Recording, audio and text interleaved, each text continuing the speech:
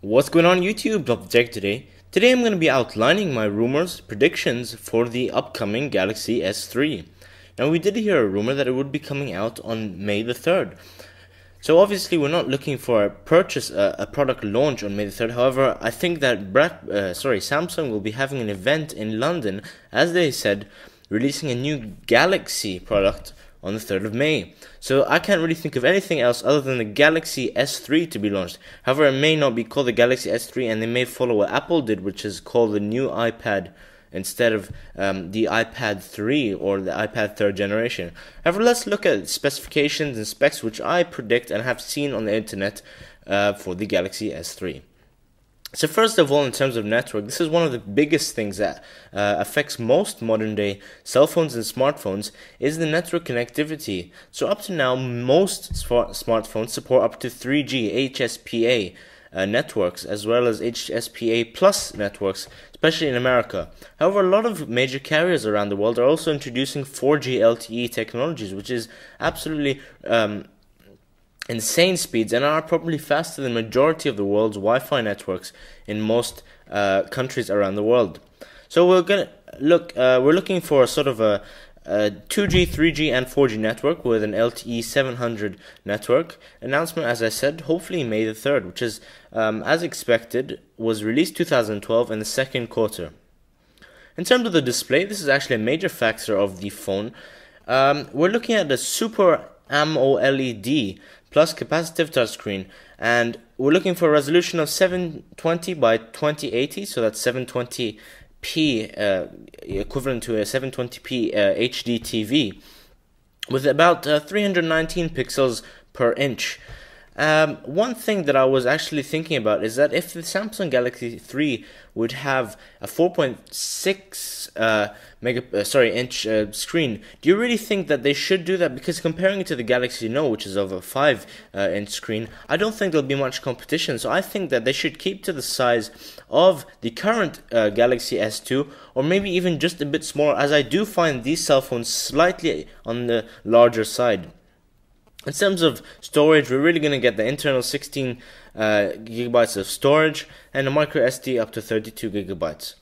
In terms of RAM, I'm looking at a 2 GB RAM, which is very good for multitasking on the Samsung Galaxy S3.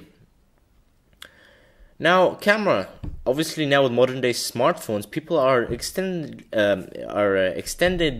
their extended use on cameras on smartphones are much higher than ever, and I'm predicting that a 12 megapixel camera would be something, the right thing to put in a smartphone in our time. And of course, 1080p video recording at 30 frames per second. As for a front-facing camera, a lot of devices such as the iPad 3, the iPad 2, as well as the iPod Touch, only have a 0.3 megapixel front-facing camera, which is very low. However, I think at least a 2 megapixel camera, a VGA video recording quality, is the minimum requirement for a smartphone as a front-facing camera right now.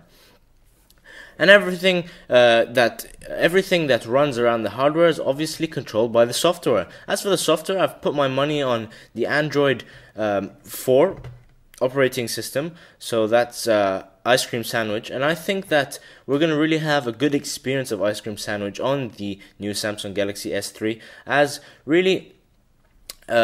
seen with the Galaxy Note, which is still running Android 2.2, which is quite an older version of the Android operating system. I think that we should really have that Galaxy Ice Cream Sandwich, as I have had a look at it on some devices, and I really like the complexity and versatility of the operating system.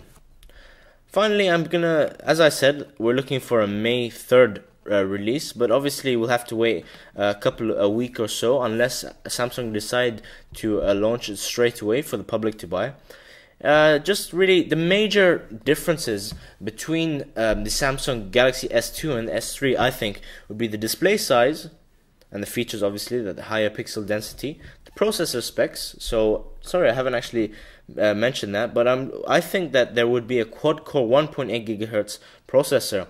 Now, obviously, there's so many companies, including Samsung themselves, that make their own processors. So it'll be very interesting to see what Samsung give and compared to the Galaxy S2. The camera is also going to be improved. I'm not sure about the battery. This is actually a very questioning question, no pun intended. However, batteries nowadays in smartphones seem to be decreasing, as we saw with the iPhone 4 to 4S. The 4S had a significantly lower battery life than the iPhone 4. Now, obviously, this is due to higher technology, especially in the LED screens that are on the new smartphones, and they definitely consume a lot of power compared to the previous smartphones, which didn't have to take as much power as it does nowadays. So anyway, that was really my my predictions for the Galaxy S3. We're obviously looking for a May 3rd release. I'm not really sure if I'll be purchasing the smartphone myself. I may look into it, depending on what Samsung has for us. Obviously, I am definitely hoping to invest into an iPhone 5 or the latest iPhone that would come out from Apple this year. But that was just Top Tech, bringing you some rumors, predictions for the release of the Galaxy S3.